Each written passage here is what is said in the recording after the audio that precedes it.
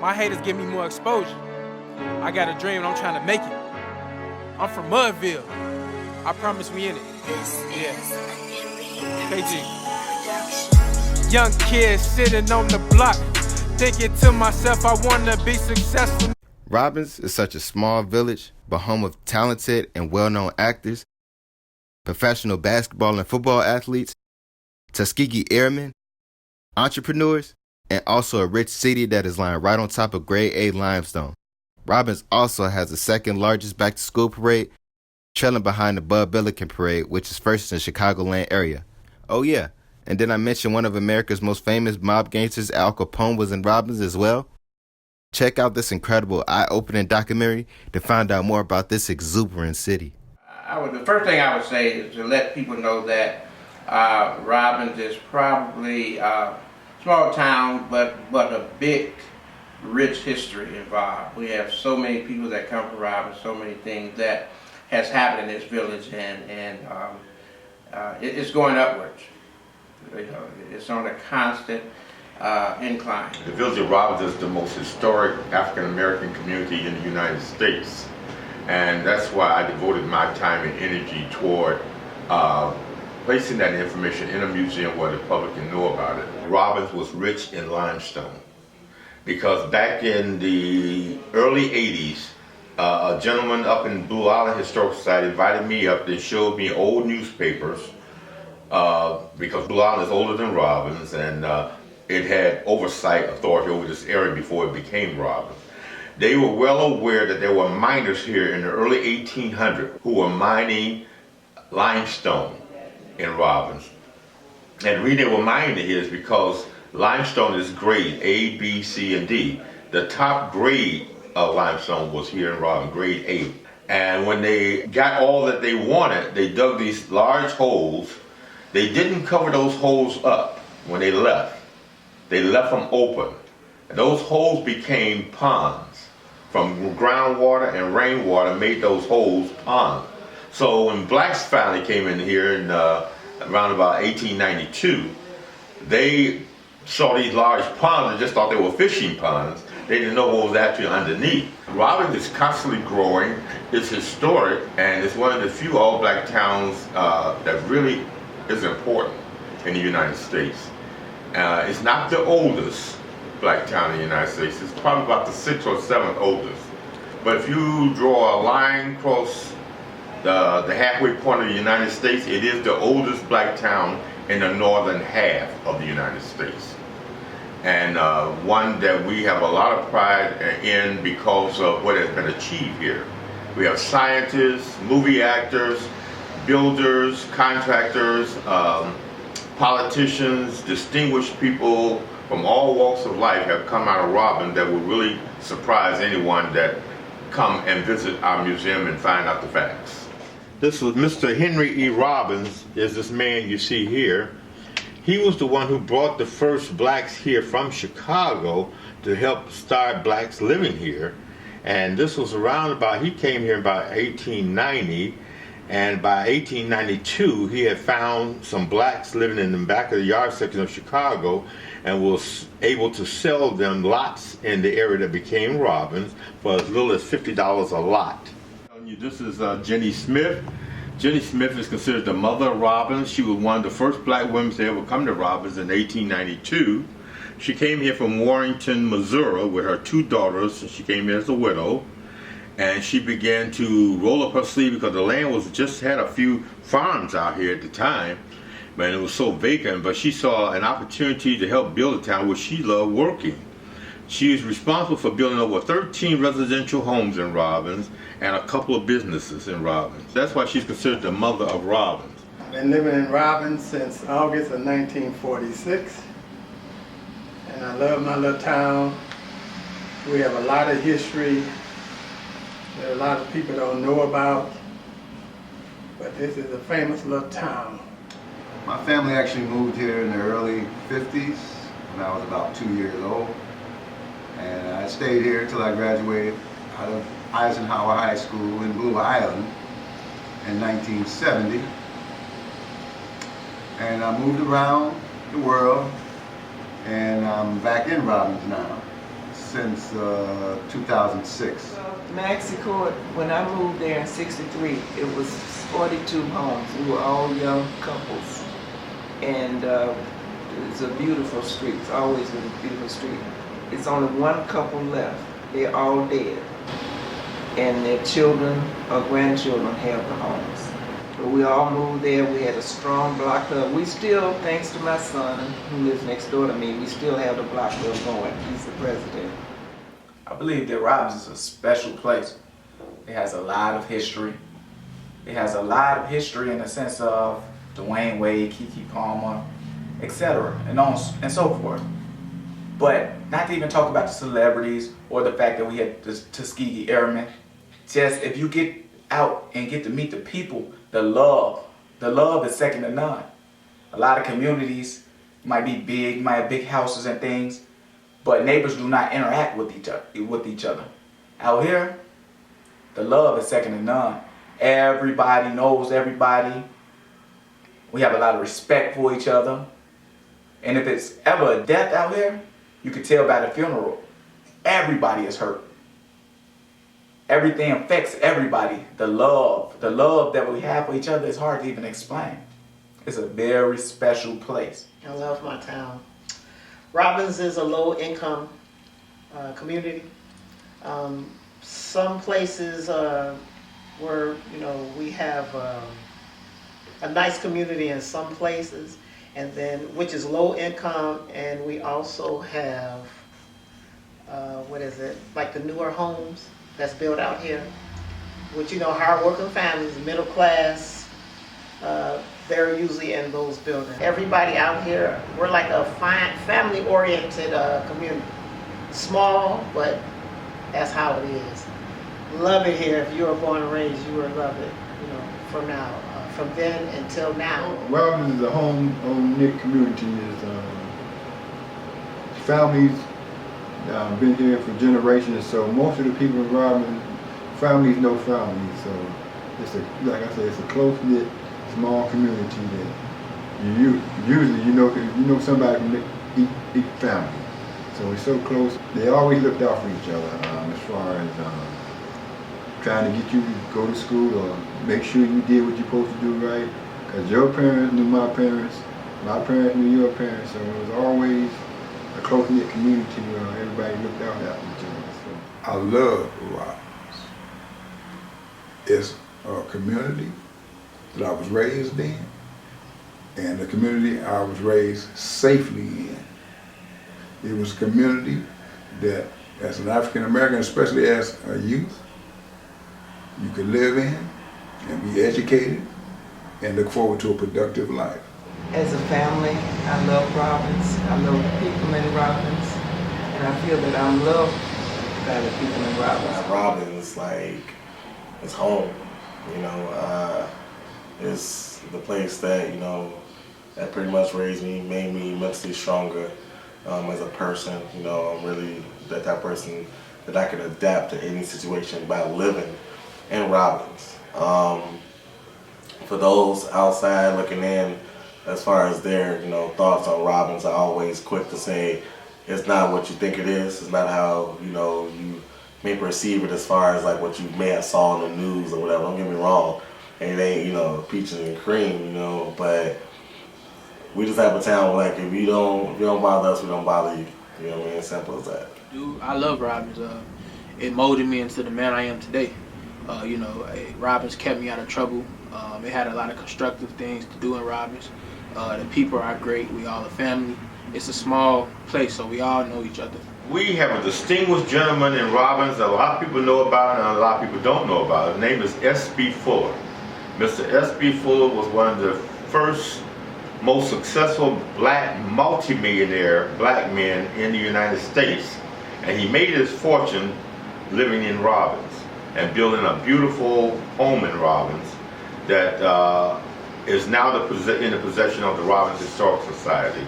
Mr. Fuller is so successful, and to think that he did what he did with only a 6th grade education and $25 is truly amazing. He started out by selling soaps and cosmetics primarily made for black women and black families.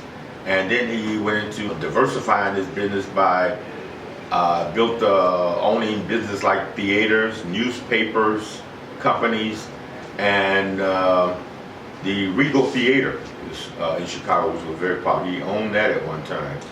And across the country, he was selling his Fuller products. Not to be confused with Fuller Brush. Fuller Brush was a totally different company run by a white organization. Fuller Products was owned by the black man here in Robbins. And for those who try to change his first name SB to Samuel B, it's wrong. His first name is only an initial. You may see Samuel B. Fuller on the internet and on Wikipedia, but they are talking about two different people. His name is S.B. Fuller. The S.B. never stood for anything than S.B. But Mr. Fuller was a very important man. I knew him personally. S.B. Fuller, that was his dream. He wanted Robbins to be a model black, affluent black community. And it was actually the politicians in Robbins who blocked him from doing that. And he built that beautiful home to show what he could do. And he could do that all over Robbins if he was allowed to do it. And of course, I want to talk about the richest man that ever lived in Robbins was Mr. S.B. Fuller. That's his picture there. And here he is also here on the cover of a book that was written about his biography. And of course, he's the one that owned this big, beautiful home in Robbins that sits on 135th and Kedzie. And these are some awards and plaques that Mr. Fuller received that we have on display here. Mr. Fuller was a man who only had a 6th grade education and $25 in his pocket when he decided that he wanted to be somebody to do something important to help his people as well as help himself being rich. And he manufactured these products that you see across here were some of the early products he manufactured that later made him a multi-millionaire. And Mr. Fuller is regarded as the first multi-millionaire black man in the United States. And we have this on display here in Robbins. He lived most of his life in Robbins and built a beautiful home. And down here we have a picture of some of his employees. At one time Mr. Fuller had over 6,000 employees. And this is how he honored some of his top salespeople with a big dinner. And he would give them a Cadillac or a diamond ring or a trip to Europe for their great service as salesmen for him. In 1917, we probably only had one organization that was official, and that was the municipal government. We probably have, now I wasn't here, but we probably had some other local organizations, social organizations that actually helped create the municipality. We don't have any hate. We don't really cooperate as we should. I'm sure that we used to pool our resources, and I know we don't do a good enough job as that now. Well, Robbins is a very small and poor community right now. And it hasn't always been like that, but due to the economics right now and in the world of politics, a lot of things have changed out here. Robbins needs a population. The population has dwindled because of lack of opportunity and because of the economical resources here. It needs a lot of work, it needs a lot of help, and you got people here who are trying to do that. And you got people who are kind of like stuck in the old days who's not that willing to make changes, So it's a struggle. It's just a matter of opinions. Everybody has a matter of opinion, a difference opinion, which they're entitled to. But I just think if everybody kind of got on the same page, it would make things a lot easier, to move forward with the projects and developments and to get the resources and to get a population and to get businesses back. If some of these people would just kind of agree with each other and get on the same page. That there's hate everywhere in the world. How do you dissect that, or to say is, I believe yes, it's in Robbins, I believe it's everywhere. But again, I believe that love drives out hate. Light drives out darkness. And I do not believe that the hate is stronger than the love. Organizations, you're going to have that everywhere. You're going to have some hate in high schools, in any organization, any business. It happens. But it definitely has not driven us into the ground. Unity in a community. That's exactly what's stopping us. In a sense. that I believe, we all have to get on one accord, on the same page. We all got to support each other. I mean, we got to do a better job of supporting each other. We got work to do. I feel like Robbins need to come together to be successful. Yes, we can be a successful community because one, we have intelligent people here.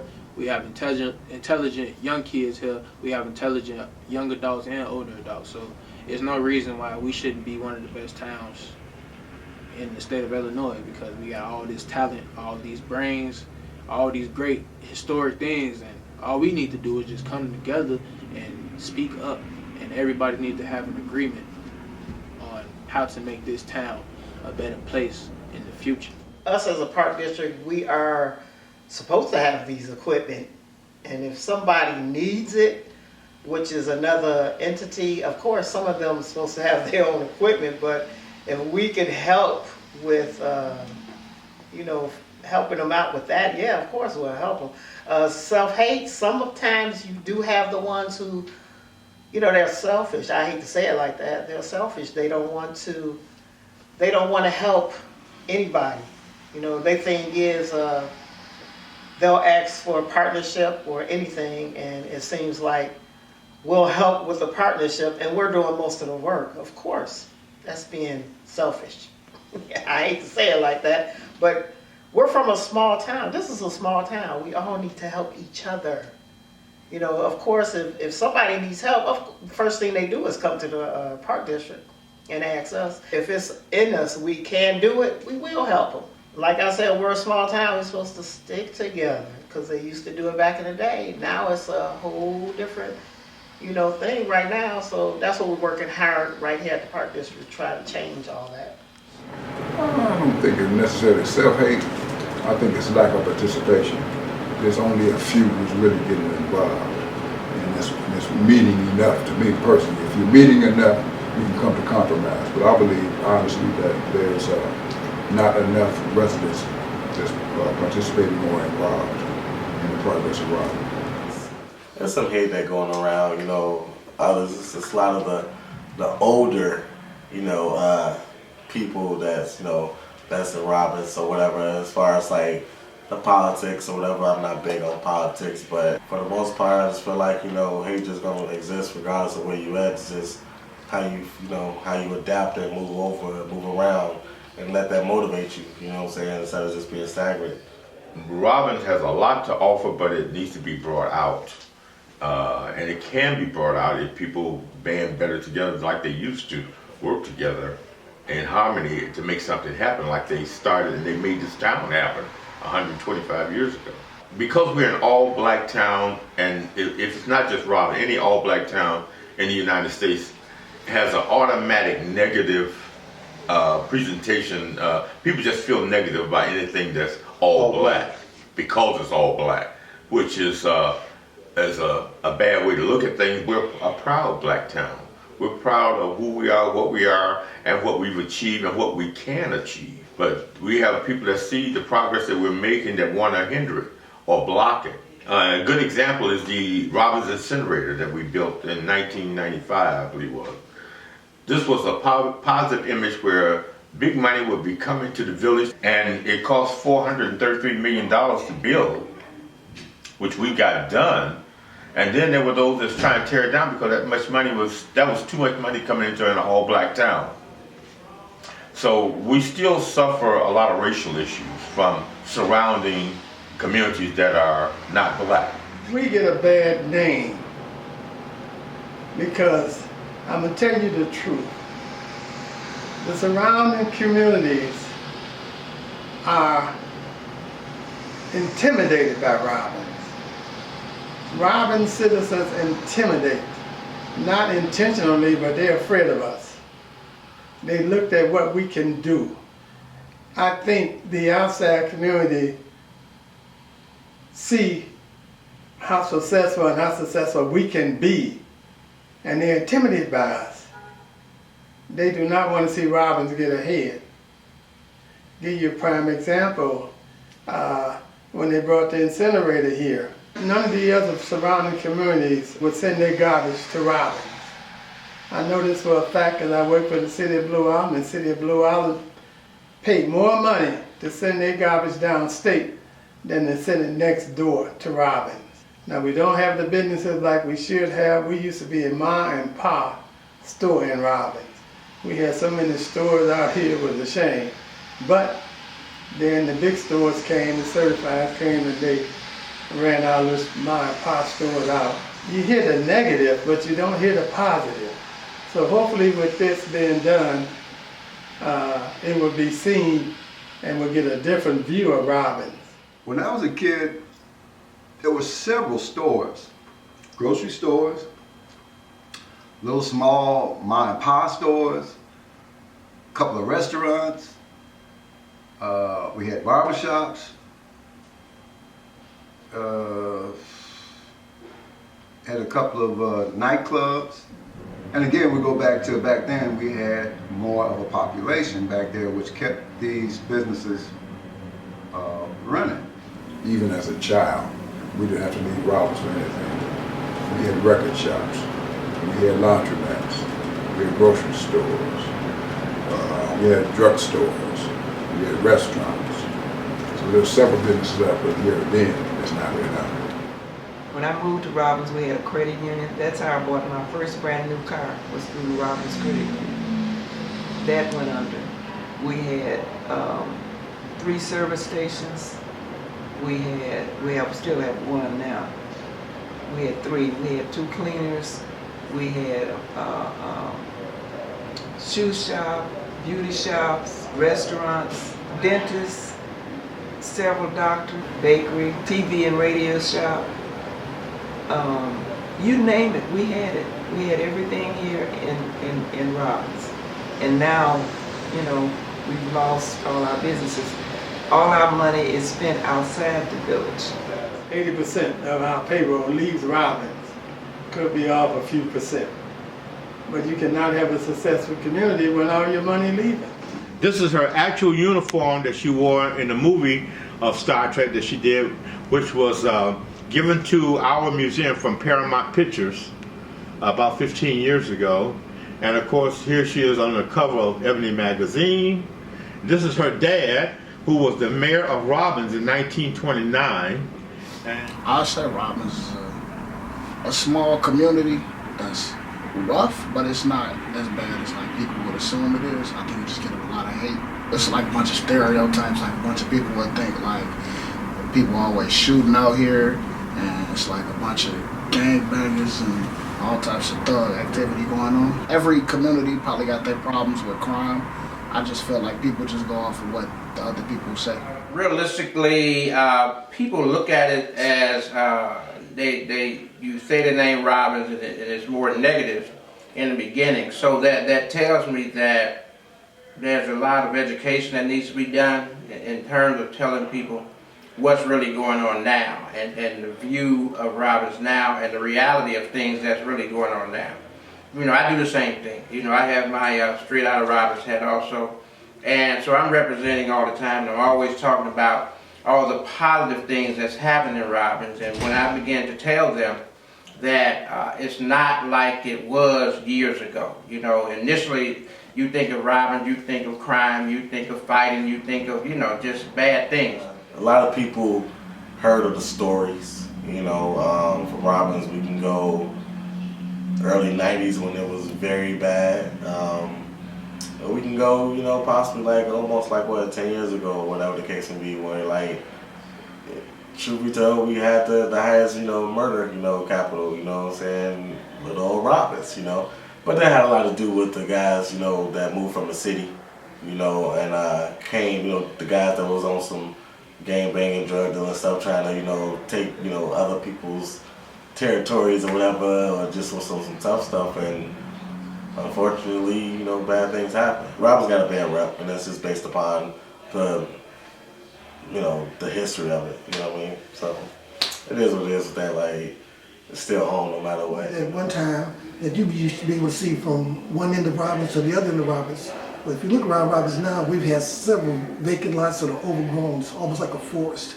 So clean up our own houses and property, make an effort to clean up, remove all the trees that are here in town, remove abandoned buildings, that will invite or we will become more attractive then to businesses, other developers, more homeowners.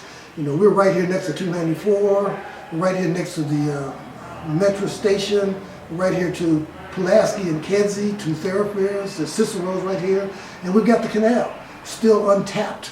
So there's a lot of things. So if we could do those, if we can clean up, change our attitude about, that would change our own image about ourselves, that would invite all the things that we would need to have or want to have for our community. There's people who have purchased land in Robbins that still own it and live elsewhere. And sometimes when the property is up for sale, they've put such a high price tag on the property that it's very difficult to obtain. People who live elsewhere, I believe, should be required to maintain the property, and if there's an inquiry on purchasing the property, should at least put a price tag within reason. Because if you have a vacant property that's been in Robbins for several years that has not been, nothing has been done with, I think there should be laws implemented within the community to state that if it's not being developed or purchased in a certain time, that the Village of Robbins can take ownership of that property. Was knocking down the homes and they're not here no longer, and no one is here to say why you knocked down my house. It costs money to do that. So, some of these people need to come forward. If they're not using the homes or trying to fix them up, then we need to clear those lots so we can try to get something else built in those spots. It's horrible. I hate to say, keep saying it, but we need to fill them in. If we had the people out here, then we can have the revenue, and then it's kind of be, like it used to be. The abandoned houses drive me crazy. Let me just be honest, that drives me crazy. But again, I understand there's no bashing of nobody, and this problem did not happen overnight. It did not happen in this administration or maybe not even the last. Collectively, if you don't clean up and you keep on dirtying things up, it's just like if you do it in your house or not. Sooner or later, it's like, whoa, this is a mess. So it's like with the dishes or something. You let 1, 2 dishes there, all right, well, then next day it's 4, next day it's 8, and 4, it's both sides full. So now we both sides full of the community with abandoned houses on that side, abandoned house on this side, abandoned houses everywhere, whatnot, different things. So collectively, we just let that thing get away from us, and we let it get out of control. Knocking down an abandoned house, whatnot, you got to first know who owned that house. It's a process, and it don't happen overnight. You got to go to court, different things. It could definitely be a process, but needless to say, I believe that we could take the steps that's necessary to at least get the ball rolling in the right direction. You got to appreciate things. Appreciate the small things. The abandoned houses that are abandoned, they need to go. They need to go. And that's where one thing that I thought of 2 years ago was if we had a program to teach our young people here how to go in and tear these buildings down and do it the right way, do it the way it's supposed to be done. That's a job right there. We got plenty of stuff. And to build. Not only tear down, also be able to build. If we had a program like that for the youth and have them rebuild Robbins in these spots where they're lacking, oh, that would be great. That's an in-house type thing, You have somebody who does a demolition, who's qualified, trained to do demolition work, and then you have those who are qualified and trained to build. That would be a perfect program for Robbins, I see. And in the next 20 years, it could be a whole lot different. Of course, these things take time. So I think we're just a few years from seeing some massive things happening in Robbins. More people moving in, more people bringing their businesses here. We're going to be doing a groundbreaking in the next 3 or 4 months on the floodplain plan and that particular project.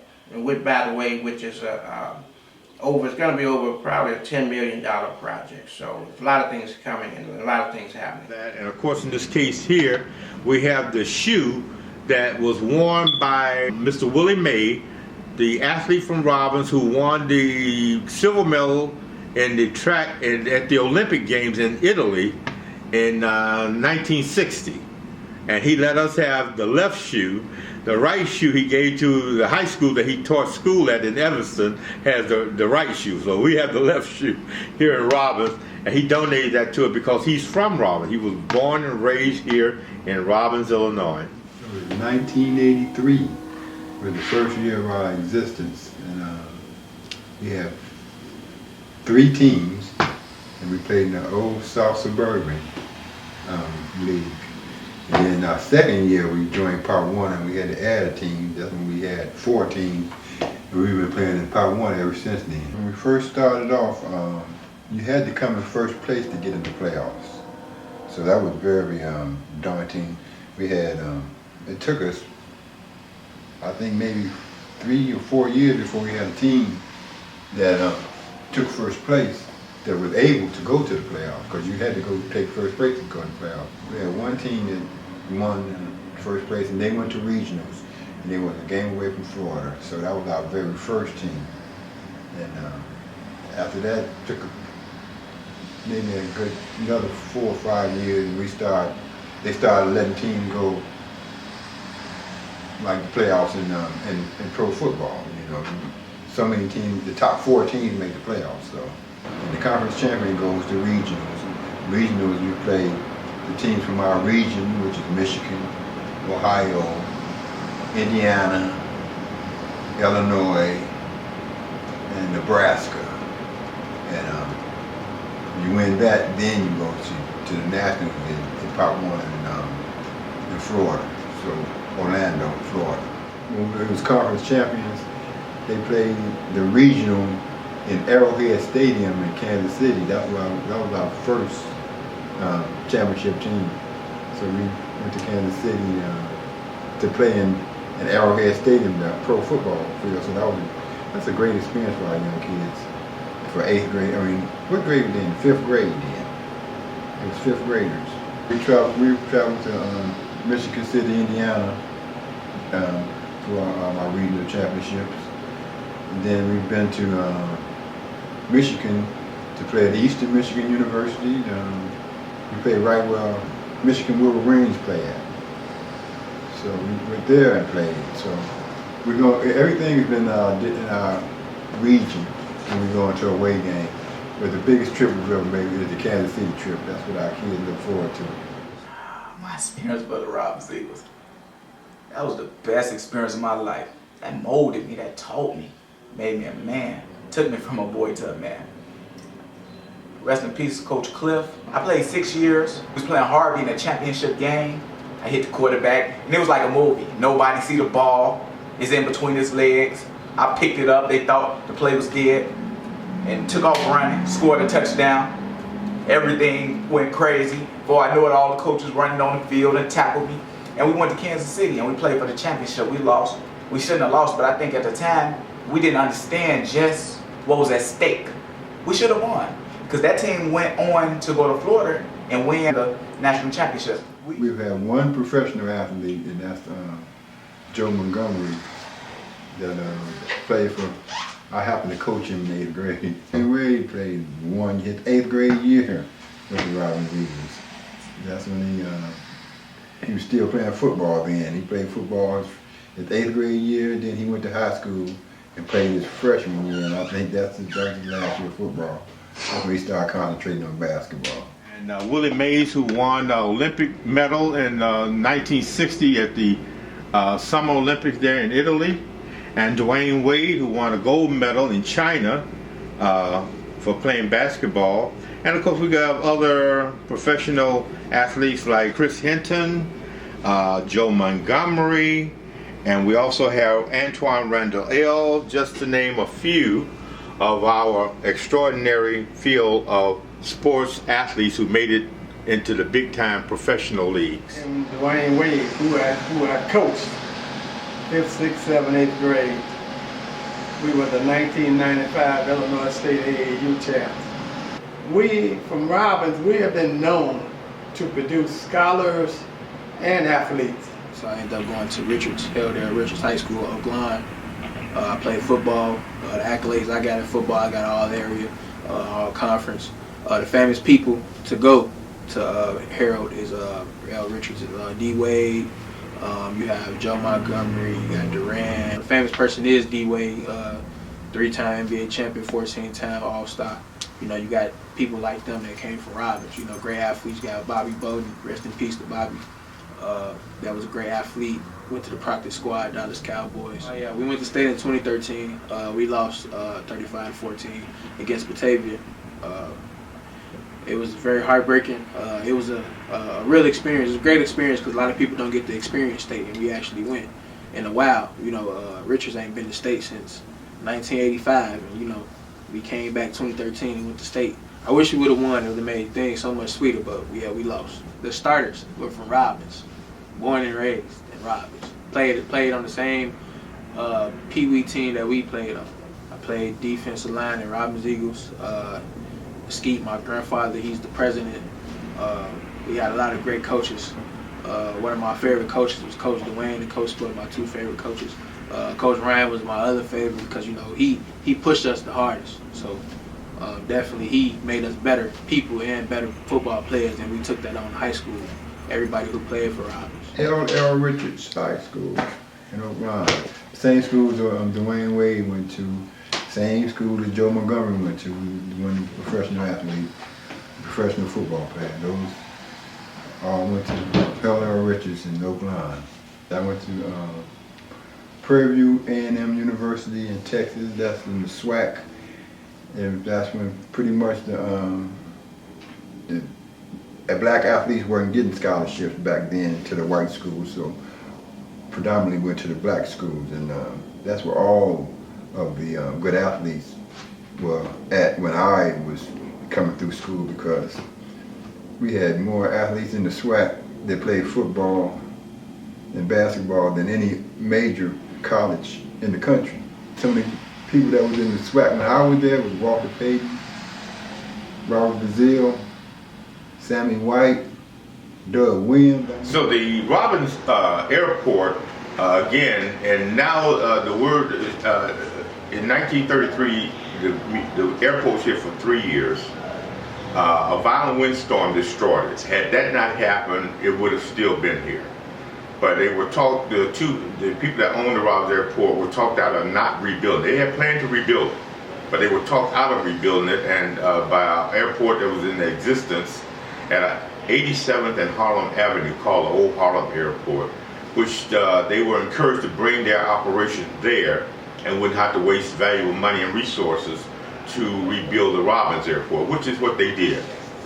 They moved the Robbins Airport to 87th and Harlem, where they stayed until about 1958. And during that period of time, they were able to participate in World War II by having trained hundreds of young men and women, aviation, and many of them became part of what now became the Tuskegee Airmen. And it was actually John Robinson, the man who built the Robbins Airport, him and Cornelius Coffey, who actually went to Tuskegee and presented a proposal to start an aviation program, and which later on they accepted and began to develop the aviation program, and many of the pilots that they trained in Robbins and here at the Harlem Airport became the first Tuskegee Airmen. There are several books out now that have named John Robinson, the man that built the Robbins Airport. They have now named him the father of the Tuskegee Airmen. And Cornelius Coffey, who was the inventor of some important apparatuses for airplanes that didn't exist in the 30s, such as the carburetor heater. The Robbins Airport was built in 1931 by these two men who were the principal builders of it, who integrated the aviation school in Chicago and made history by doing that. And they later trained these two women here at aviation, and the four of them got together and built an airport in Robbins because they wouldn't allow them to build an airport in Chicago. They did not want a black airport owned and operated in Chicago by blacks. And those were the days of Jim Crow days. And they came out here and talked to Mayor Nichols, and Mayor Nichols of Robbins allowed them to build an airport here, and actually volunteered to help them build it. And here's the one of only 3 pictures that was ever taken of the airport that we are aware of. And the airport was located on Lawndale Avenue at about 141st. And we have a marker out there now on the site where this hangar exists. Now the reason it's not here today is because this airport was destroyed by a violent windstorm in 1933. They were going to rebuild it, but they got talked out of rebuilding it by 2 guys who operated an airport at 87th and Harlem. And here's a picture of the hangar that they gave Mr. Coffey and Robinson in Bridgeview. But that was the hangar that they had gave to Mr. Coffey. And of course, that's Miss Ida Ray Henderson, who was trained to fly there too, but that was her day to cut the grass on the runway. So Mr. Coffey and them trained hundreds of blacks how to fly aviation planes in the 30s, early 30s, and all the way up into the 40s. After the airport was destroyed in 33 by a windstorm, they got talked out of rebuilding it by these guys at the Harlem airport. So they decided not to rebuild in Robbins. They went to Harlem and stayed there until about 1960. And at the Harlem airport also is where they were approached by the Emperor of Ethiopia, Haile Selassie, who wanted these 2 men to come to Ethiopia and to build an airport and aviation program in Ethiopia. But Coffey decided not to go, but Robinson went. And you see him dressed in his Ethiopian colonel's uniform with the lion, the Emperor's lion seal on there and everything. And he stayed over there until he died in 1954. And that's where he's buried today. Coffey stayed here and developed what is called the Coffey School of Aeronautics at the old Harlem airport. And they both were untrained men that later became the first men that became Tuskegee Airmen.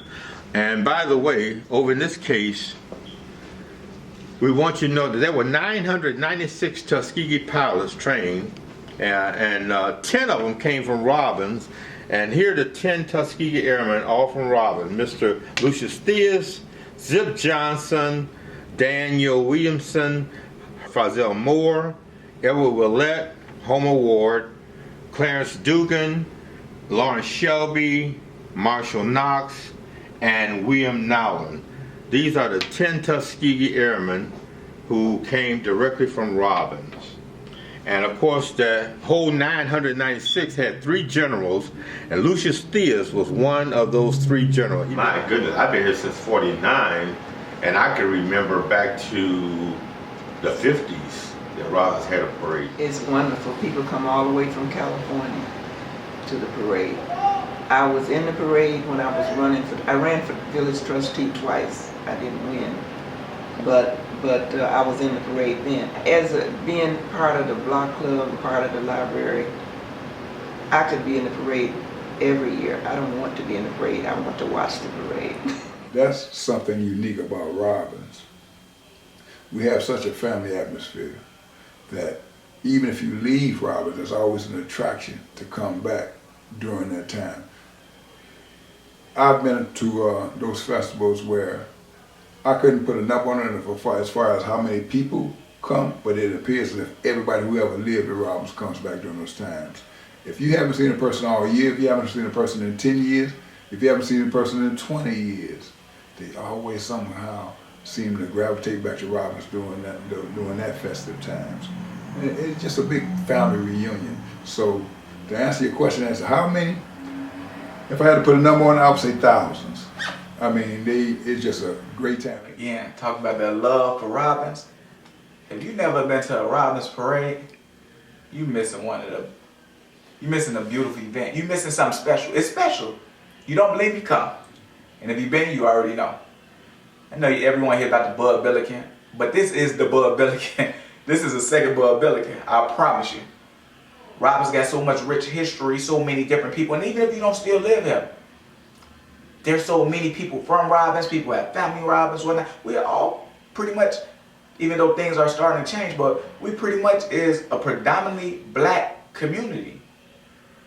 So if you're black, it's like one big black family. Everybody had their grills out. It's all love. It's all love. And don't get me wrong, I know somebody like, but I seen a fight or such got into it. That happens everywhere. Got news for you. But again, it still doesn't change the fact of it's 90%. It's great. Every year parade gonna be different. Okay, your favorite dancers wasn't there. The Chessie White Tumblers didn't come to this one. So people can always find the negativity. But again, like I say, the glass is half full. I like to look at the positive things, whatnot. You get to see people you haven't seen in years at Robbins Parade. People come all from out of state just to come here for that weekend. It's one of the greatest things ever. You have to come. Again, like I say, I ain't gonna harp on that. If you haven't been, come. And if you have been, you already know. It's the first weekend, Labor Day. So Friday we start off with opening it up, and we do a jazz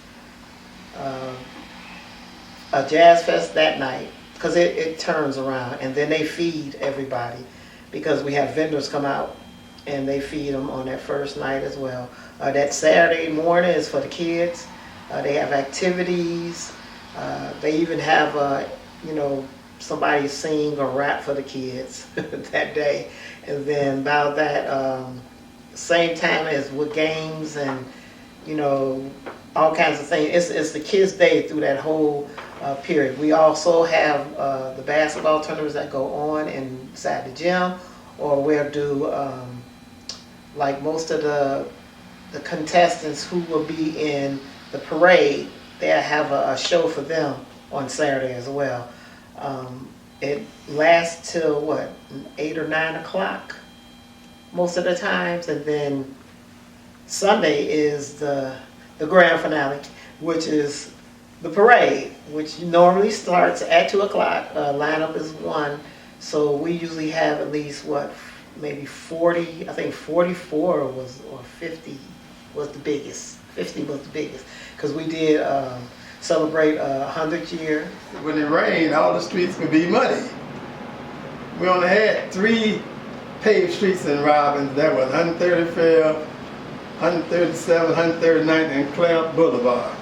All the other streets, Avers, Trumbull, you name it. Every street out here was mud. That's why we get Mudville from. And that wasn't called Mudville back in my days. They just gave it that name, Mudville. But we did. But we came a long way, because all the streets are paved now. Sidewalks that I thought I would never see. I'm 80 years old, and I'm not planning on going anywhere. I'm planning on staying here till the Lord comes for me.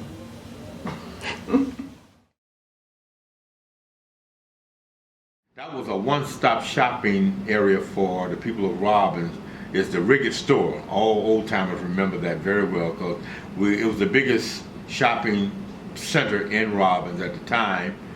And Mr. Rigours was later found out to be cousin to Al Capone. It was the barn in back of his home here in Robbins was used by the Capone operation to have a gin mill.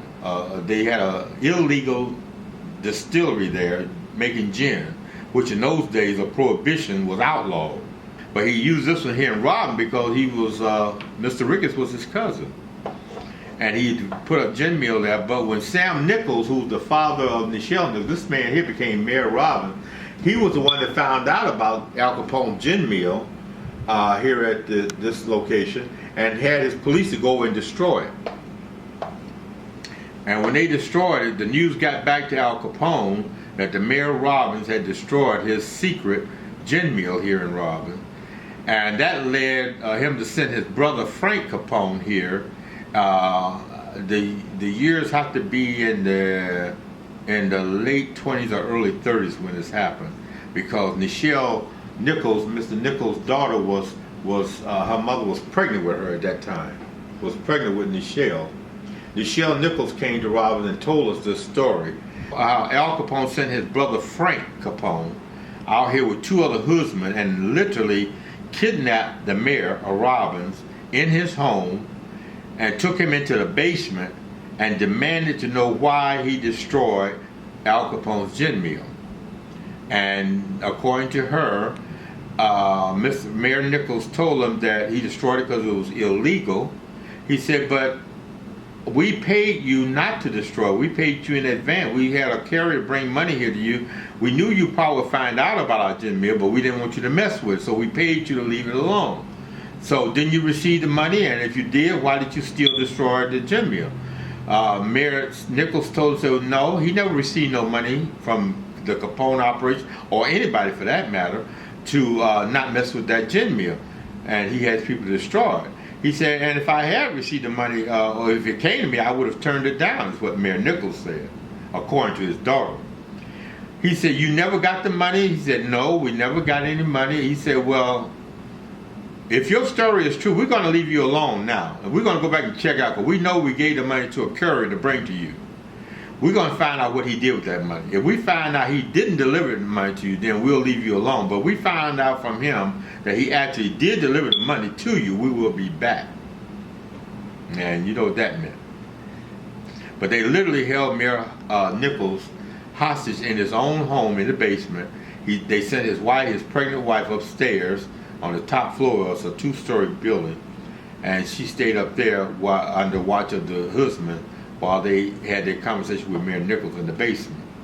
But he survived that because he said he never got paid, and we know he didn't run for mayor again either after that. He left Robbins and moved to California and took his family with him. And that's where they stayed, and that's where his famous daughter, Nisha Nichols, became a movie star. If you go to the house now, there is a underground tunnel that leads from the house to the store right up front there. It actually leads to the apartment building, because the store really wasn't built at that time. It leads to the apartment building there, but later they put a connection between the two. So that is true. There was an underground, and I'm sure they did it for secrecy. Mr. Eugene Rigours was his name. Eugene Rigours was the cousin to Al Capone that had the business in Robbins. That's true. I remember sitting on the porch, thinking to myself, I'm way up and pass me the torch. Striving for greatness, so I'm gon' take it. Got the Lord on my side, cause I'ma make it.